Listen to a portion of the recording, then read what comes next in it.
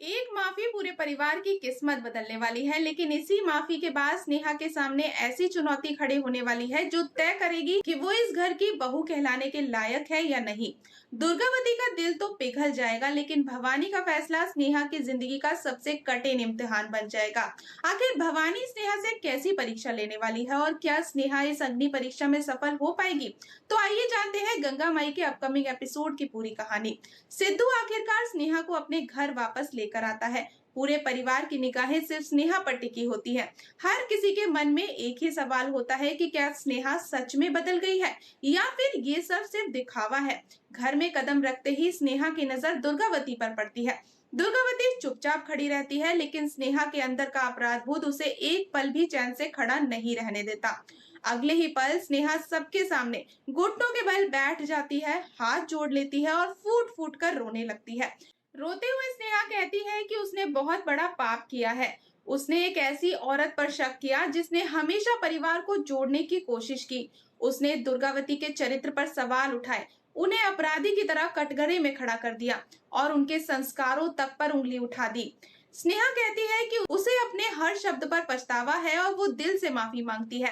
स्नेहा की आंखों में सच्चा पश्चाताप देखकर दुर्गावती का दिल पिघल जाता है। वो मुस्कुराते हुए स्नेहा को माफ कर देती है और उसे उठाकर गले लगा लेती है।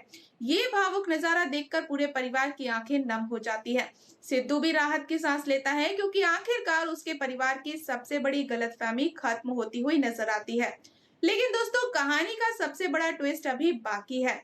इसी बीच स्नेहा भवानी के पास जाती है और कहती है कि गंगा माई ने प्यार और सम्मान के प्रतीक के रूप में उनके लिए एक खास तोहफा भेजा है। सभी को लगता है कि अब भवानी भी सब कुछ भुलाकर स्नेहा को अपना लेंगी, लेकिन भवानी ऐसा बिल्कुल नहीं करती। वो साफ शब्दों में कह देती है कि सिर्फ माफी मांग लेने से किसी का पछतावा वापस नहीं जीता जा सकता। भरोसा शब्दों से नहीं बल्कि कर्मों से कमाया जाता है। इसलिए वो गंगा माई का ये तोहफा लेने से साफ इनकार कर देती है। इसके बाद भवानी ऐसा ऐलान करती है जिसे सुनकर पूरा परिवार चौंक जाता है। भवानी कहती है कि अगर स्नेहा सच में इस घर की बहू बनने के योग्य है तो उसे पहले उनकी परीक्षा पास करनी होगी। जब तक वो अपने अच्छे व्यवहार और अपने कर्मों से पूरे परिवार का विश्वास वापस नहीं जीत पाती, तब तक उसे इस घर की असली बहू का दर्जा भी नहीं मिलेगा। सबको लगता है कि स्नेहा इस फैसले का विरोध करेगी, लेकिन इस बार स्नेहा सबको हैरान कर देती है। वो बिना किसी बहस के भवानी की चुनौती स्वीकार कर लेती है। स्नेहा विनम्रता से कहती है कि वो हर परीक्षा देने के लिए तैयार है। अब वो अपने शब्दों से नहीं बल्कि अपने कर्मों से साबित करेगी कि वो सचमुच बदल चुकी है और इस परिवार का विश्वास दोबारा जीत कर रहेगी। अब आने वाले एपिसोड में ये देखना बेहद दिलचस्प होगा कि भवानी स्नेहा की कौन सी कठिन परीक्षा लेने वाली है। क्या स्नेहा हर चुनौती को पार करके इस परिवार की आदर्श बहू बन पाएगी या फिर एक नई साजिश और एक नई मुश्किल उसके सामने खड़ी हो जाएगी?